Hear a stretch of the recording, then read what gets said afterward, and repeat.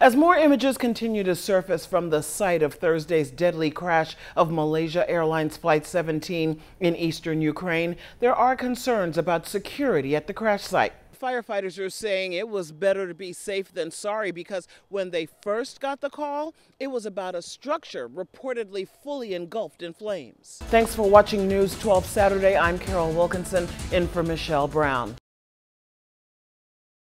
Yeah, and firefighters are saying it was better to be safe than sorry because when they first got the call, it was about a structure reportedly fully engulfed in flames.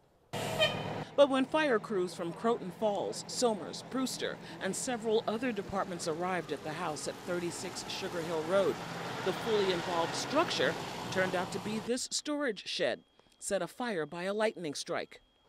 Homeowner Michael Hansen's wife was at home, enjoying a quiet evening when the storm hit. My wife was in the house, heard a big bang. I drove up about 5 minutes later, saw smoke coming out, and that's the result.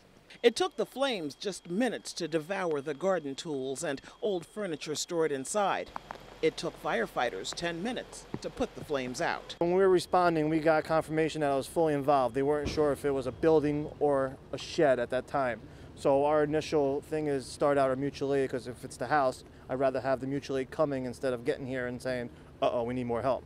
Now, the homeowner says that even though the flames destroyed the shed and everything that was in it, he's still thankful that lightning didn't strike his house.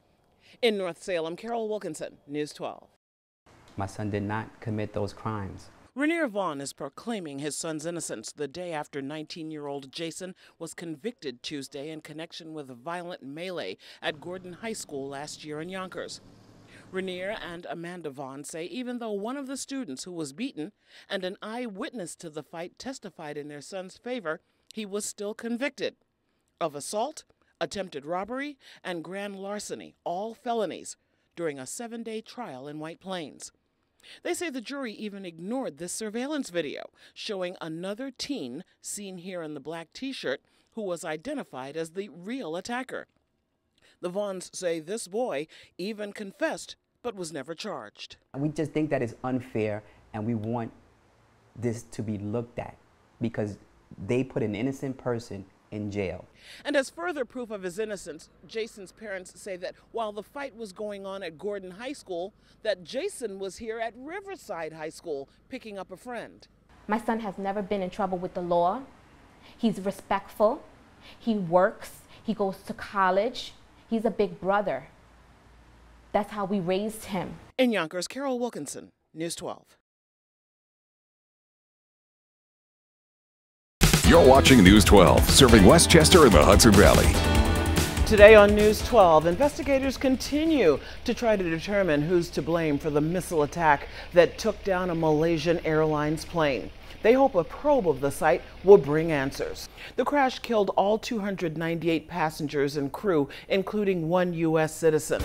News 12's Zach Sauce is in the newsroom with the latest. The latest now on the battle for control in the Middle East. Israeli officials say the ground operation that began this week in Gaza could last up to 2 weeks. And now let's get a first look at your hyperlocal weekend weather forecast. Here's meteorologist Dan Zero. Dan, hi, how are you? Thanks for watching News 12 Saturday. I'm Carol Wilkinson, in for Michelle Brown. It was 1 year ago today that a joyful pre-wedding party turned into tragedy. A bride-to-be and her groom's best man were killed in a boating accident on the Hudson River near the Tappan Zee Bridge. News 12's Zach Sauce has more. Let's get a first look at your hyperlocal weekend weather forecast. Here's meteorologist Sally Ann Mosey. Sally Ann, good morning. How are you? A 7-year-old autistic child is sent to camp in Mount Vernon but never arrives after reportedly being left stranded for several hours on a school bus. Shanisha Frith Mantok never got off the bus when the children were dropped off at a special needs camp at Longfellow Middle School.